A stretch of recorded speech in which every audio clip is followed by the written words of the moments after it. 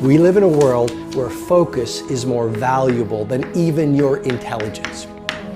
How many hours a day you waste, or how many hours a week you waste. And the classic answer is something like 4 to 6 hours a day. You know, inefficient studying, watching things on YouTube that not only do you not want to watch, that you don't even care about, that make you feel horrible about watching after you're done. That's probably 4 hours right there. You know, you think, well, that's 25 hours a week, it's 100 hours a month, that's 2.5 full work weeks, it's half a year of work weeks per year.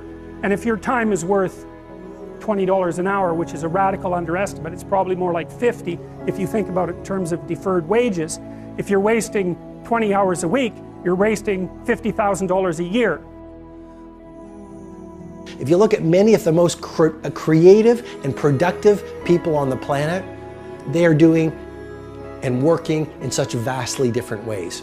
Because if you want to achieve the results only 5% achieve, you've got to think and produce and behave like only 5% of the people on the planet.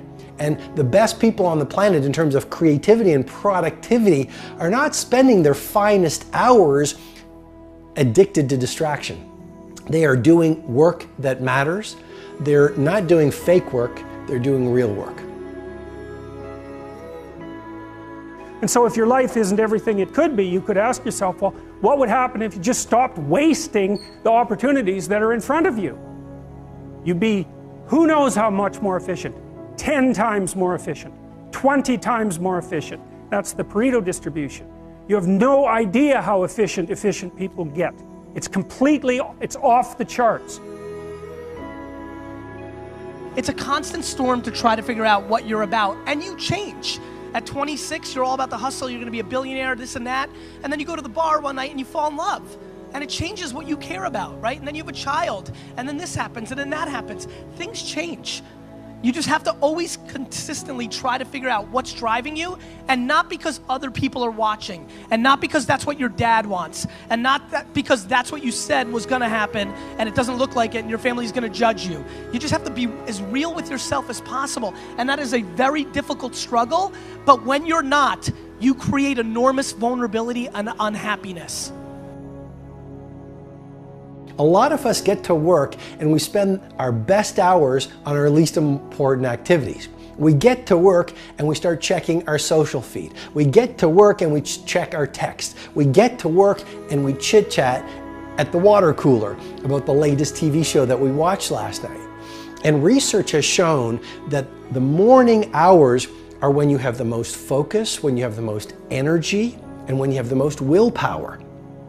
And so you want to use that first 90 minutes, you know, that is game time, that's show time. It's more like you should understand how much potential there is within you to set that straight. And then you should do everything you can to manifest that in the world, and it will set it straight. And that's better than self-esteem. It's like you're in a crooked, horrible position. Okay, fine, there's a lot of suffering and pain associated with that. Yeah, you can't just feel good about that because it's not good. But you can do something about it. You can genuinely do something about it. Listen, you have to understand, just because you're a human being doesn't mean you're entitled to be a successful entrepreneur. They do what everybody else does in every genre. You want to be an NFL player and an NBA player, you try, you're not good enough, you do something else. You want to be a famous actor, you go to LA, you wait tables, you try to be on a show, it doesn't happen, you do something else. I don't know what they do, like something else. Your environment is so important. What I'm suggesting to you as the second piece of technology to really 100 times your productivity is this. Install environments of tight bubbles of total focus. So install these tight bubbles of total focus and create these Menlo labs where you're completely distraction free. And then you will find your brain will drop from the beta state into the alpha state, where you will do your best work and get your best ideas. Stop doing the things that you know are wrong that you could stop doing. Right? So it's a fairly limited attempt. First of all, we're not going to say that you know what the good is or what the truth is in any ultimate sense. But we will presume that there are things that you're doing that for one reason or another you know are not in your best interests. There's something about them that you just know you should stop. They're kind of self-evident to you. I am encouraging you to really adopt this thinking protocol of becoming a minimalist. Even your home, fill it with just a few things.